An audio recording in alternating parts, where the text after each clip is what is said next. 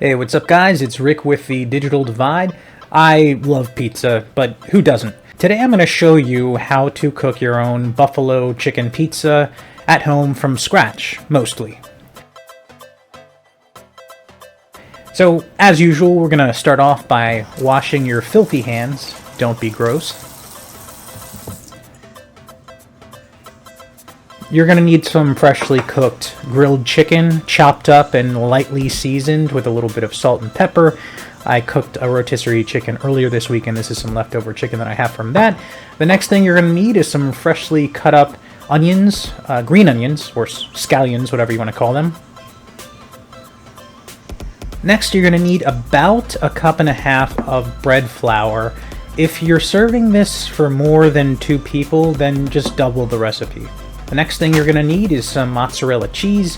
You can use as much or as little of this as you want. This is a pound. I doubt I'll use that much.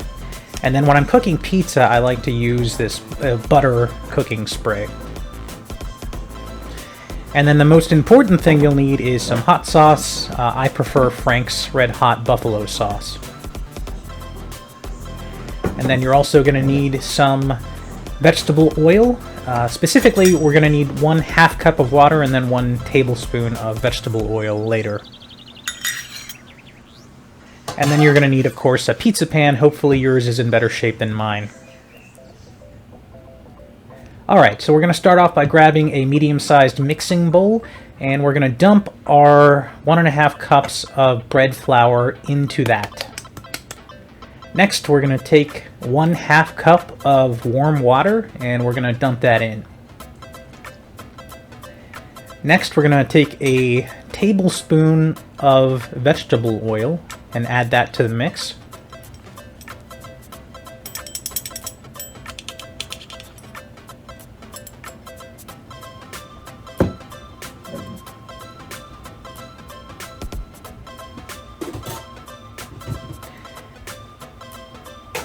And then we're just going to mix everything together until it has a nice consistency of pizza dough.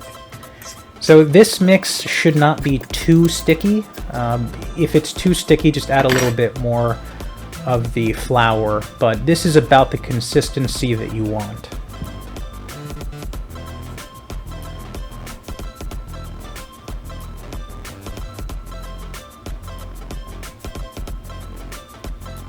Next, we're going to preheat the oven to 475 degrees.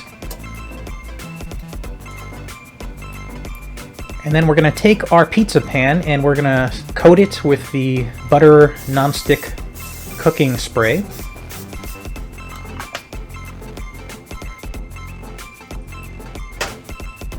And now we're going to start shaping the pizza dough. This is not a fun process. It takes a long time, because the dough will naturally want to expand and retract back to its shape.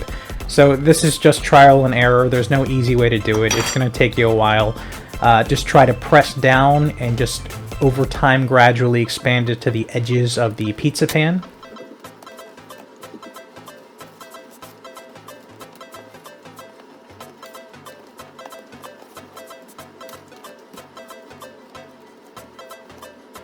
And then when you've got most of the dough spread out, start forming a crust using the lip of the pizza pan so that it goes a little bit upwards.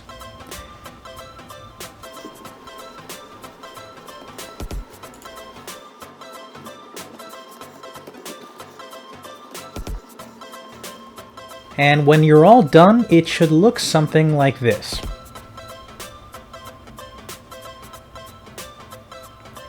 So the next thing we're going to do is we're going to throw this on the bottom rack of your oven for 5 minutes. When that's done, it should come out looking something like this.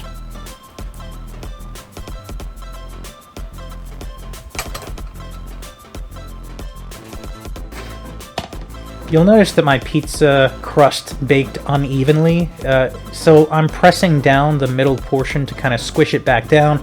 You'll want to do this if yours did not bake evenly. Just press down in the center, but leave the edges raised.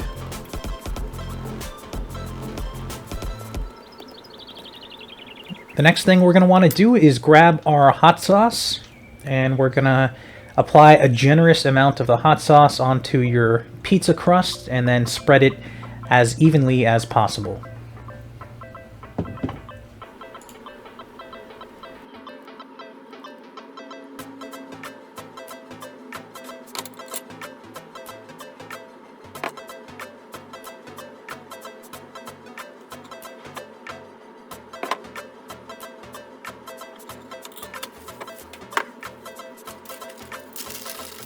Next, we're going to start adding some cheese. And again, add as much or as little as you want, depending on your taste and how many calories you feel like consuming today. But just keep adding it until you are satisfied with the amount that you've got on there.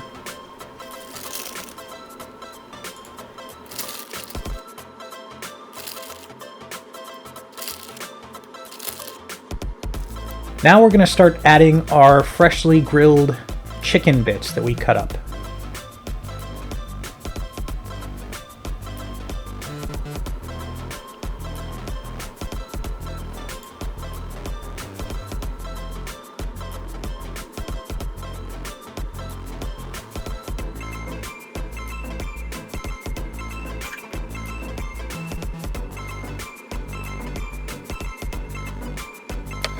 Once all your chicken is applied, you're going to want to add a little bit more sprinkling of cheese on top of the chicken.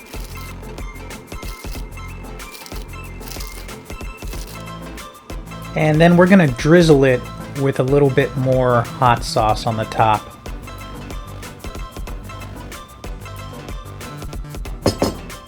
Now the last thing we're going to do is top this off with our green onions.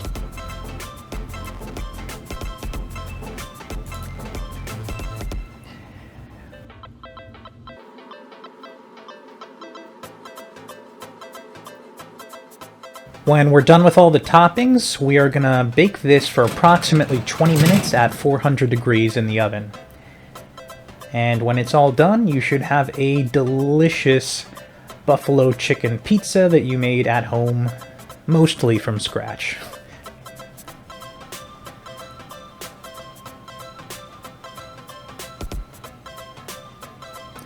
That's going to do it for me today, guys. If you end up trying this recipe at home, let me know how it turned out. And as always, thanks for watching.